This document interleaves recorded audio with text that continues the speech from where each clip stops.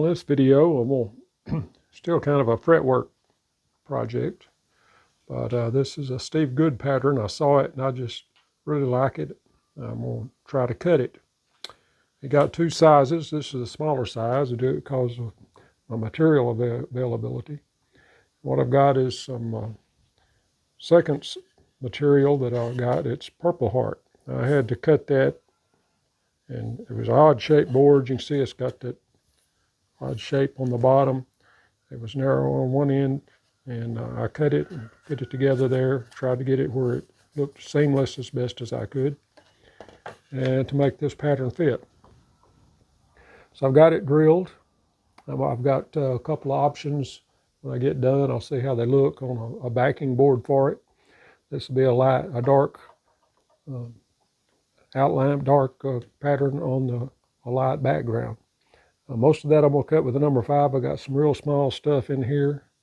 I'll probably start with the 3. I've got a fairly fresh 3 in the machine, in the saw, and I'm going to start with that and cut those first. Then I'll probably switch over to 5 to do most of it. So let me get it over to the saw, and I'll see what I can make it look like.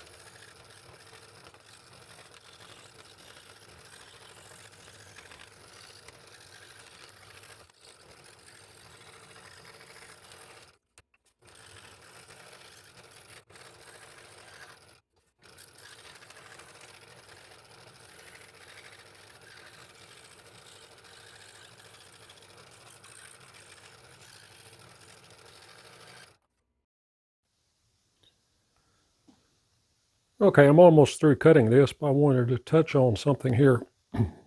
A couple of problems. One problem I've had and another possible problem I'll try to eliminate before I even get there. When doing a project like this, you got to be aware of grain direction and where you're going to have weak points. And sometimes they sneak up on me.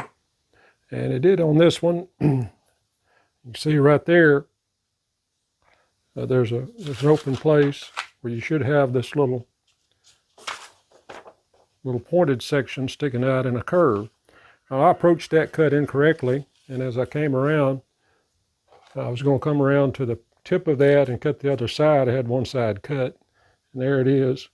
The blade caught it as I was coming around and flipped the whole thing off. And that grain, I didn't realize how much of a weakness it really was. Grain was running right across the bottom of it.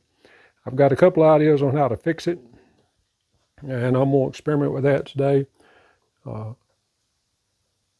Just see what I can do with it. If I can't, I may just have to leave it the way it is. It's not real bad, but it's not what the original pattern was, and I kind of like that piece in there. But you got another one that's I'd already seen that this one could be a problem. It's the same thing right here. You got this little section, this curved section, and the grain is running this way. That's going to be weak all the way up and down. So I saved that for last, and I'm going to come in and try to cut around it. And you always want to cut at the base last. I'm going to try to free it up and cut some of the waste away from it so that as the waste comes out, it won't pop it off. Anyway, that's my last internal cut. I'm going to do that and then cut the outside, and I'm going to see what I can do to fix that.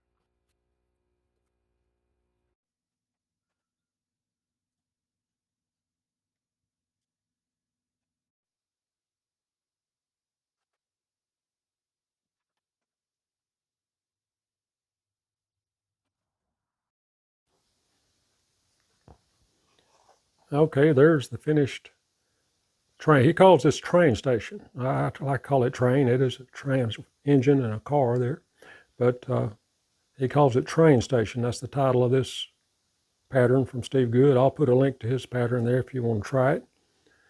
That's purpleheart and Baltic birch plywood, 1/8" Baltic birch plywood for backing. You can see I took that pattern and cut that little piece right there and glued it in separately on top of the backing board. If you look real close, you can see it's not perfectly joined, but I'm really looking for the overall illusion of all being one piece. And I think it works. I was able to cut that one successfully without breaking it. And I got me some finish on it. That's just some clear acrylic. I hope you like that. If you do, hit the like button. I'm not sure what my next project is, but I'll start digging through the book and find something I like. This just caught my eye as soon as I saw it. And I decided I had to cut that if I had the material. So I raked the material up and cut it. I think it looks real nice. It's not too difficult to cut. And it was kind of fun. So hope you like that. If you do, hit the like button and subscribe if you're not, so you can see what else I come up with, and I'll surprise both of us with whatever it is. Thanks for watching. I hope to see you in the next video.